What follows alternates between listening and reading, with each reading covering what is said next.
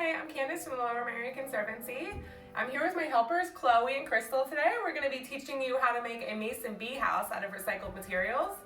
Some fun facts about mason bees. They are super pollinators.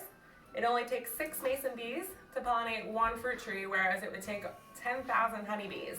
So unlike the European honeybees that live in hives, mason bees are going to live in tubes that they find. So they're going to find holes in trees or in wood, or perhaps paper tubes like this that we're making in this mason bee home. Because they are solitary dwellers, they are going to be way less likely to sting for those friends of ours that might be scared of bee stings. These bees are gentle pollinators. So for our activity today, we're going to be using recycled materials. We chose a milk carton. We're going to be using paper, so you can use computer paper that you might find in your recycling bin, junk mail, old envelopes. You could use some cardboard from a cereal box or something like that. We're going to need some paint, and if you want, or some tape, and if you want, you can paint your box to make it look prettier. We use a little bit of twine. So before we started, we cut our cereal box. I put a little hole here so I could run some twine for when we're going to hang it. We have pre-made some tubes already. Crystal here was my helper with the tape, so we ripped a bunch of tape. Do you want to show them how big the tape needs to be about? Yeah, So just about that big. Now I pre-cut some paper. The important part about cutting this paper is we need to make sure that we're going to cut it to be a little bit below the line of the milk carton, because we want to make sure that these tubes are protected from the elements when they're outside. So we figured out a pretty easy way to make our tubes. To make our tubes, we're going to select a couple different instruments that we want to use. So we want to make our tubes kind of different sizes to leave more variety for different species of bees. So we have a pencil. We found some nice straight sticks that we can use, and a marker. Chloe, do you want to use a stick? yes. Okay, and Crystal, you want to use a pencil? And we're going to show them, we found a pretty good method of how to make our tubes. So we're going to take 2 pieces of tape. Okay. We'll take 2 pieces of tape, and we're going to stick them on the ends, kind of like how Crystal and Chloe are doing here. So we'll stick them right on the ends of our paper. And this is supposed to be sticky on the side? Yeah, we want sticky side up.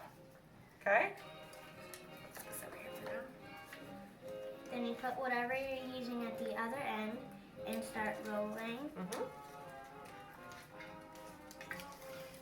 And roll on the tape too. Yeah, so we're going to roll on the tape too. So we're going to start at the other end and just keep rolling, So when rolling, it rolling. starts, and then when you finish, you can just take it up. If your stick's small enough, you can be able to slide it out. Yeah, we can show our perfect little tubes that we just made. So we're going to keep making lots and lots of these little tubes. And then put them in your bee box. That's right. So we're going to make enough tubes that we're going to fill our bee box. So it's pretty tight. We, luckily, before the video started, made a lot of these, so we don't have to videotape us making all these tubes. But you can see here that we're going to stuff all these tubes that we're making into this bee box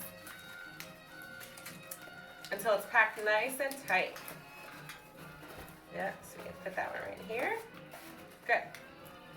And then we just want to check again, see if everything is lined up so that nothing is coming over the edge here. If it is, you can just pull it out and trim it off a little bit. And then once our bee box is totally full of tubes, we're going to find a place outside to hang it. So we are ideally going to hang it under something that the elements will be protected from. So maybe like under a roof awning, something like that. And we're going to hang it near our garden, somewhere within 100 yards of flowers where they can collect their pollen. Now, mason bees will start to lay eggs in these tubes. They're going to make a home here and eventually lay eggs in mid-summer. So in summer, if you see some if you see some mud covering up these tubes, that means that there's been some eggs laid inside. So after summer, if you see that the eggs have been laid and that there is mud on the outside, you can take the tube out and collect it and put it somewhere safe so it's not bothered by predators or parasites. And keep it until the fall when you can actually open the tube up and find the cocoons and take the cocoons out. You can keep them in the refrigerator until next spring and put them out and let them hatch, or you can just simply leave your mason bee box alone and let nature do its thing. So this has been a really fun activity. activity for us all to do. It's actually really important for our native pollinators to have a home. So this is a really great addition to any garden. So if you guys have any questions, feel free to message us at the Conservancy. We'd love to see your mason bee homes that you made yourselves. My helpers have been so good at helping me make all these tubes, and we've had a really fun time. So hopefully our bees love it too. We look forward to seeing some pictures of the ones that you guys make.